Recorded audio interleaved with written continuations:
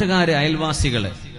നമ്മളെ വീട്ടിലേക്ക് തിക്കിത്തിരക്കി വരാൻ ആർക്കെങ്കിലും ഇഷ്ടമുണ്ടോ? നമ്മളെ അയൽവാസിക്ക് പോകേണ്ട വഴിയാണ്, അവിടെ തിരക്കിയിട്ട് മതിൽ ആ മൂല തന്നെ കൊണ്ടുപോയിട്ട് ഇറക്കി കുത്തേണ്ട വല്ല കാര്യമുണ്ടോ? ഒന്ന് ഷെയ്ഡ് കൊടുത്താൽ മരണം വരെ ദ്വാരക്കൂലേ. നല്ല മനുഷ്യനാട്ടോ. ആ മനുഷ്യൻ സഹായം ചെയ്തുകൊണ്ടല്ലേ ഇപ്പൊ ഇങ്ങോട്ട് ഒരു മുടക്കില്ലാണ്ട് കയറിപ്പോരാൻ പറ്റുന്നത്.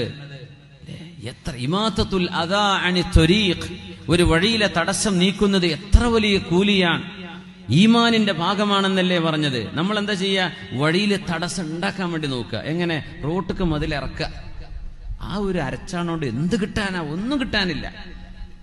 എന്നാലും പോണോലും അങ്ങോട്ട് പിരാഗി പറഞ്ഞ് പൊയ്ക്കോട്ടെ എന്നിട്ട് നമ്മളെ മനസ്സിൽ കരുതിയതുപോലെ. എന്തിനാ നമ്മൾ അങ്ങനെയൊക്കെ ചെയ്യുന്നത്?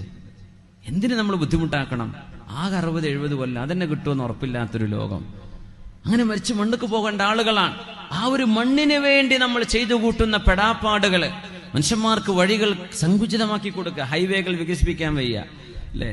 NH റോഡുകൾ, നാഷണൽ റോഡുകൾ, സ്റ്റേറ്റ് റോഡുകൾ, അതൊക്കെ പോട്ടെ, അയൽവാസിന്റെ വീട്ടിലേക്കുള്ള വഴി അതുപോലും നമ്മൾ ചെയ്തു കൊടുക്കൂലല്ലേ? നമ്മളൊക്കെ ഇനി എന്തിനാ പറ്റുക?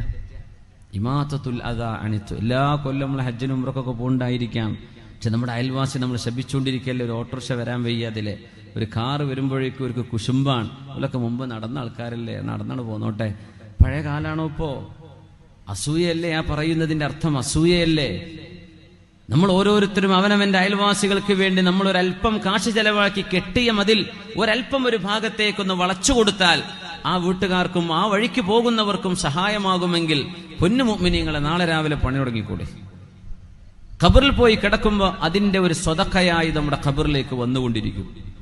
അതൊക്കെ നമ്മൾ ചെയ്യാൻ കടപ്പെട്ടവരാണ്.